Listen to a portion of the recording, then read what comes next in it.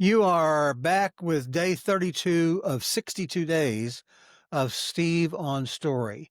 And today's message is about the phenomena of second wind. You know, your body lies, your brain lies, even your exhaustion lies, but your purpose usually doesn't. Sometimes the exact moment you think that you're done is the moment that your second wind is waiting just off stage.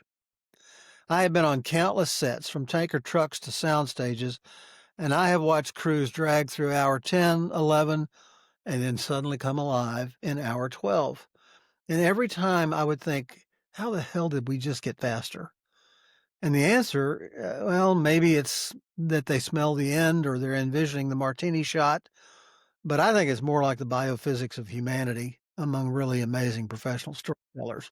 Whatever that is, they hit their second wind. It's a magical moment when clarity sharpens, distractions seem to fall away, and only the essential tends to remain. The principle here is your first wind is powered by enthusiasm and professionalism. Your second wind is powered by meaning.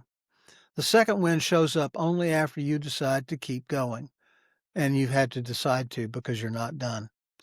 Most people never meet theirs. They quit moments before that arrives. Um, we had a situation.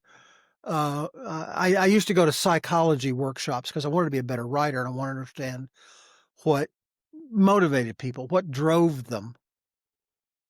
And on one, this guy got a piece of rubber that was, it was a big sheet from a huge balloon that they had cut up.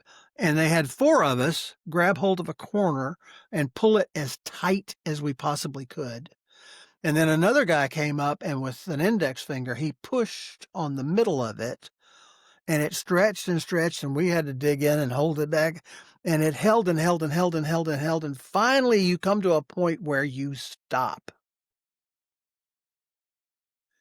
At that point, the first four people backed off, but the fifth one held at that stopping place. And you know how you start shaking when your muscles are doing everything they can. It was a piece of rubber stretched to almost transparency, and then he broke through. And when he did, of course, he fell down, and we fell down, everybody fell down because the tension was broken. But it's the same principle of the art that says you quit digging 1 foot short of the gold. Your second wind is never early. You got to ask yourself, though, where are you stopping too soon?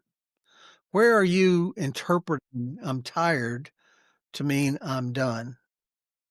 You got to push another inch. Your second wind will never be early, but it's always loyal. Now, tomorrow, I'm going to share a story about a crisis that I honestly thought would break me until I came to the conclusion or realized or rationalization that I had quietly outgrown that need. I'll see you at that tomorrow. Steve on Story, please join me right back here. I'm really having fun doing this. I hope you are too.